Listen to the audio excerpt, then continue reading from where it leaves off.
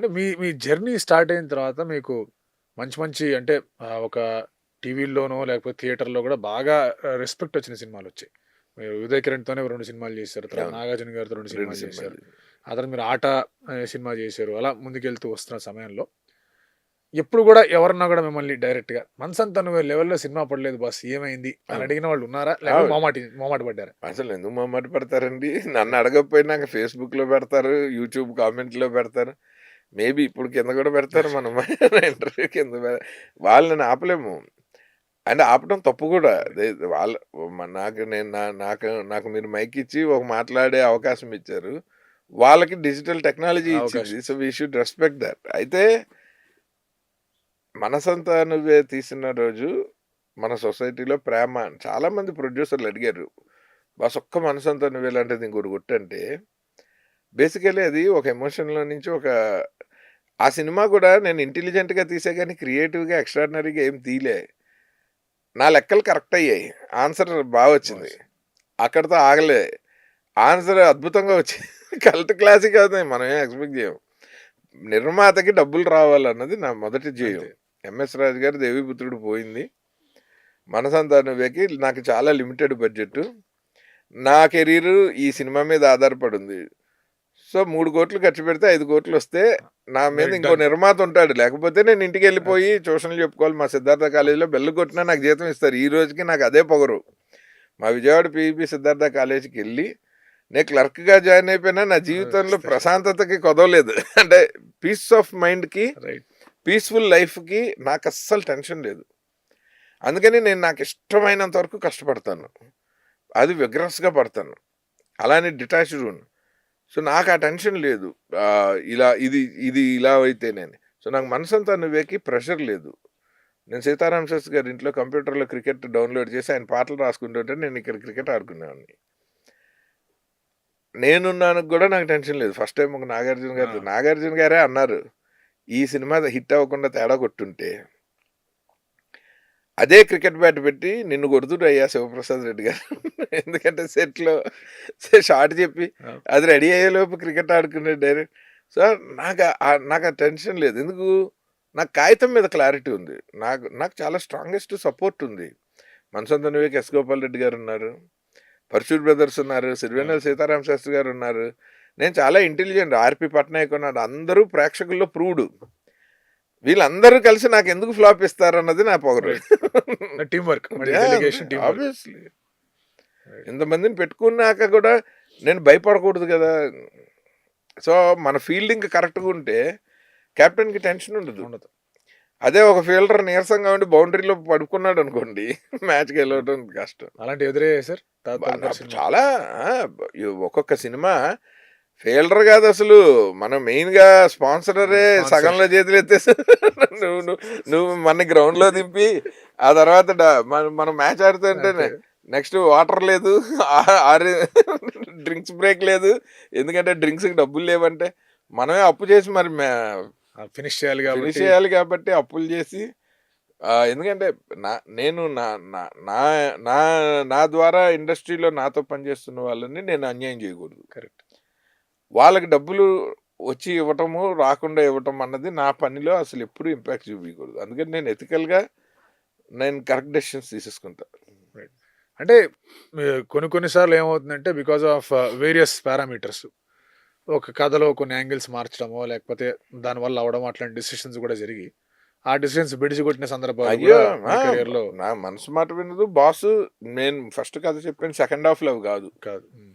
నాకిప్పటికి 'boss' cinema మళ్ళీ తీయాల్సొస్తే నేను first రాసుకున్న స్క్రిప్టే నాకిష్టం. ఎందుకంటే ఆ సినిమా టేక్ ఆఫ్ బావుంటుంది. 'బాస్' అని చాలా చాలా అంటే మంచి టేక్ ఆఫ్ ఉంటుంది. క్యారెక్టర్‌ని 'రామదాసు' హిట్ అవ్వటం వల్ల కొంచెం కన్‌ఫ్యూజ్ అయిపోయాను. హ్మ్. దానికేమో విపరీతమైన లేడీస్ ఫాలోయింగు. విపరీతం థియేటర్‌లో అసలు 'రామదాస్' క్యారెక్టర్‌ని చూసి హ్మ్. ఏడుపులు.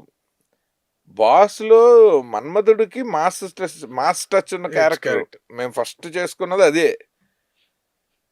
ఎప్పుడైతే 'రామదాస్' అంత కల్ట్ క్లాసిక్ అయిందో, ఈయన గూడా ఏడవాలేమో, ఈయన గూడా సాఫ్ట్‌నెస్ తేవాలేమో, ఆ తీసుకోవాలి. అవును. క్యారెక్టర్‌ని చేంజ్ చేసుకొని ఆ కన్‌ఫ్యూజను నా రైటింగ్‌లోను, నా ఎగ్జిక్యూషన్‌లోను, దాని రిజల్ట్‌లోను అన్నిట్లో పడింది. సో నేను 100% చెప్తున్నాను, బాస్ సినిమా తీయాల్సి వస్తే నేను ఇప్పుడు ఒరిజినల్ వెర్షన్ తీస్తే అసలు వేరే లెవెల్ అది. అంత ఎక్స్ట్రాడినరీ స్క్రిప్ట్ అది. నాకు బాగా ఇష్టమైన స్క్రిప్ట్. అది మీరు ఆయనకి అనుకొని రాశారు స్క్రిప్ట్. ఆయన కోసమే. ఆయన ఆయన కోసమే. ఆయన ఆయన నేను నాగార్జున గారితో చేసిన 2 సినిమాలు నెక్స్ట్ నాకు ఇలాంటి సినిమా కావాలి అని ఆయనే ఓకే చేస్తేనే. ఆయన నుంచి రైట్. వచ్చినవే. స్ట్రైట్ ఫ్రమ్ హార్సెస్ మౌత్ మన డెసిషన్. సో ఇది ఇలాంటి ఎందుకంటే ఆ సినిమా కూడా ఇప్పుడు టీవీలో చూసినా చాలా మంది మామూలుగా థియేటర్లోకి చూసిన వాళ్ళందరూ కూడా టేక్ ఆఫ్ బాగుంటుంది, ఆ తర్వాత కొంచెం టేపర్ అయిపోయింది సినిమా, కొంచెం ఎక్కడో కొంచెం అసలు ఇదైపోయింది ఎక్స్ట్రాడినరీ చెప్పేసి. First half. And interval take off దాకా super అసలు అసలు. సినిమా మామూలుగా ఉండదు. ఒక రేసు గుర్రంలో పరిగెడుతూ టేక్ ఆఫ్ ఉంటుంది. ఆ కాన్ఫ్లిక్ట్ కూడా చాలా బాగా ఎస్టాబ్లిష్ చేయడం అంతా. సెకండ్ హాఫ్ చెప్పాక ఫంబుల్ అయిపోయాను. అది దాన్ని ఏం చేయలేము ఇంకా. డెస్టినీ. అలాగే ఇంకొక ఫీడ్బ్యాక్ కూడా మీకు మీ దాకా వచ్చిందో తెలియదు కానీ గుడంబ శంకర్ ఆట ఒకే టైప్స్ లో ఉన్నట్టు ఉన్నాయి నా కదా. దాకా కాదు, మా డిస్కషన్ లోనే వచ్చింది. ఏమండి, నేను ఏమన్నా మార్స్ నుంచి వచ్చి సినిమాలు తీసినాను ఏంటి? సినిమాల నుంచి వచ్చి తీసిన. మీరు అంత మొహమాట పడక్కర్లే, ఇంకా క్లియర్ గా తెలుసు. అందుకనే కథ నా పేరు వేసుకెళ్ళి. బట్ అగైన్ నేనే అన్నాను ఇది గుడుంబ శంకర్ అనే అంటారని. ఆ సునీల్ క్యారెక్టర్ ఒకటి యాడ్ చేశాను అంతే ఆయన కథలో. కామెడీ అవన్నీ తీసుకొని ఎందుకంటే గోవా అమ్మాయి Tamil hero, Gujarati villain, Telugu audience కి కామెడీ నేను చేయలేను, సో సునీల్ మధ్యలో పెట్టి రన్ చేస్తా షో అని చెప్పి సునీల్ 12 రోజులు అడిగి ఆట సెకండ్ హాఫ్ మొత్తం మేనేజ్ చేసి పడేసి.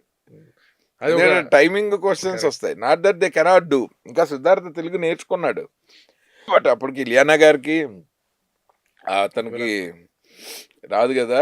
సో మాకు మేము వెళ్తున్న స్పీడ్ లో అంత టైం కూడా లేదు. ఇప్పట్లాగా వర్క్ షాపులు చేసి చెక్కి ఆ సినిమాయే ఏదో ఒక పూరి జగన్నాథ్ గారి లాగా ఒక క్విక్కి తీయాలని. అందుకనే చోటా గారిని సినిమాటోగ్రాఫరు దేవిశ్రీ గారు ఒక కమర్షియల్ సినిమా తీసి ఎంఎస్ రాజు గారిని బయటపడేయాలి అన్నది ఒకటే. ఎంత కష్టపడినా మనసంతా నువ్వే లాంటి సినిమా చేయాలన్న ఆలోచన ఎంఎస్ రాజు గారికి నాకు ఇద్దరికీ లేదు అప్పుడు. సో మేము అల్లు అర్జున్ గారి కోసం రాసుకున్న కథ ఫస్ట్ హాఫ్ తీసుకుని సెట్కి వెళ్ళిపోయాము. ఓకే అలా పోయి ఆ తర్వాత సెకండ్ హాఫ్ సెట్ లో రాస్తున్న ప్రాసెస్ లో ఎంఎస్ రాజు గారు వచ్చి ఇదే సెకండ్ హాఫ్ అన్నారు. గుడుంబ శంకర్ కదా, లే పర్వాలేదని అయితే చేసేద్దాం. ఇంకా అందుకనే వెంటనే కదా ఎంఎస్ రాజు గారు. ఇంకా అప్పుడు తప్పు లేదు కదా. అంతే. అంటే అది కమర్షియల్ గా వర్కౌట్ అయింది అంటే ఈ బడ్జెట్ లోనే తీయడం ఎక్సలెంట్ గా. ఓకే. మీరు ఇలాంటి క్వశ్చన్లు మొన్న వచ్చారు కదా డిస్ట్రిబ్యూటర్లు, వాళ్ళని అడగాల్సిందే. కానీ 2006 అంత వెనక్కి వెళ్ళి వాళ్ళు ఇప్పుడు చెప్పాల్సిన అవసరం లేదు ప్రూఫ్. కానీ దే ఆర్ సో హ్యాపీ. ఆట ఆ సినిమా తీసిన పర్పస్ సర్వ్ అయింది. అదే దట్ వాజ్ మై క్వశ్చన్. అంతే. సినిమాకి మీరు ఇంతలో తీసేసి ఫినిష్ చేసేద్దాం అని ఏదైతే ఆలోచన వచ్చిందో ఒక క్విక్ మూవీ, బ్రహ్మాండమైన మనీ స్పిన్నర్ అది. మంచి సమ్మర్ రిలీజు, పాటలు సూపర్ ఉంటాయి, మేకింగ్ బాగుంటుంది, ఎందుకంటే ప్రొడక్షన్ హౌస్ పెద్దది. అండ్ ఎంఎస్ రాజు గారు మార్కెటింగ్ స్ట్రాటజీస్ కానీ ప్రొడ్యూసర్గా ఐ రియల్లీ లవ్ హిమ్. ఇవాళకి నాకు ఆయన ప్రొడ్యూసర్గా అసలు మామూలు ప్రొడ్యూసర్ కాదు ఆయన. నేను అంటే రామనాయుడు గారితో పనిచేసా, సురేష్ బాబుతో పనిచేసా. సో ఎంఎస్ రాజు గారితో ఎక్కువ ఇంటరాక్షన్ లేదు. నేను ఓన్లీ డైరెక్టర్గానే ఆయనకు పరిచయం, ఆయనతో పరిచయం. నాకు అసిస్టెంట్ డైరెక్టర్గా ఉన్నప్పుడు అంతా ఇంటరాక్షన్ లేదు, ఇండస్ట్రీలో జర్నీ లేదు ఆయనకి నాకు. కానీ ఆయనకి ఫింగర్ టిప్స్ మీద ఉంటాయి లెక్కలు. ఈ సినిమా, ఈ కంటెంట్ ఈ టైంలో ఇన్ని థియేటర్లు వేస్తే ఎంత కలెక్ట్ చేస్తుంది, ఎంత పోతుంది, ఈ టైంలో వస్తే ఏంటి, ఇప్పుడు ఆడిటోరియంలో ఎలాంటి సినిమాలకి మార్కెట్ ఎక్కువ ఉంది, ఏ స్టార్ క్యాస్ట్ పెడితే సినిమాని ఎంతకు అమ్మగలను, ఇవన్నీ ఇలా చెప్పేవాడు. అలాంటి నిష్ణాతులు నిర్మాతగా ఉండడం అనేది ఇంత, అది మనకి ఒక టెక్నీషియన్కి అది ఇన్స్పైరింగ్గా ఉంటుంది, అది అదృష్టం. ఇప్పుడు ఒక డైరెక్టర్గా నేను ఒక నిర్మాత ఏం చేయాలో నేను చెప్పలేకపోవచ్చు, నాకు అనిపిస్తుంది ఇలా చేస్తే ఇప్పుడు ఎంఎస్ రాజు గారు చేసినట్టు చేస్తే బాగుందని నాకు అనిపిస్తుంది. సురేష్ బాబుతో ఎంజాయ్ చేసేవాడిని.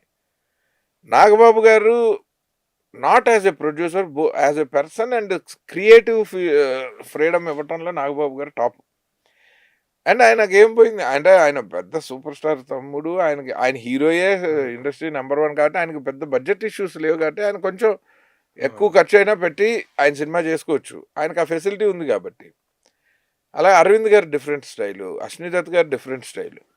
నాకు వీళ్ళందరితో పనిచేశాక నేను అందుకనే కొత్త వాళ్ళకి గట్టిగా చెప్తాను, వీళ్ళందరినీ చూశాక వాళ్ళు ఎక్కడెక్కడ ఏ ఏరియాస్లో సక్సెస్ అయ్యారన్నది నాకు విట్నెస్, కరెక్ట్, నేను విట్నెస్ చేసిన సందర్భాలు ఉన్నాయి కాబట్టి మీరు కూడా అలా అవ్వండనే చెప్తాను తప్ప నాకు ఒకడి మీద గ్రడ్జ్ ఉండాల్సిన అదే. పైగా ఈ ఇండస్ట్రీకి వస్తూ ఇక్కడ డబ్బులు పెట్టేవాడిని నేను తిట్టాల్సిన అవసరం అదే, అదే. వాడు Of మనకు course. అన్నం Of పెడుతున్నాడు course.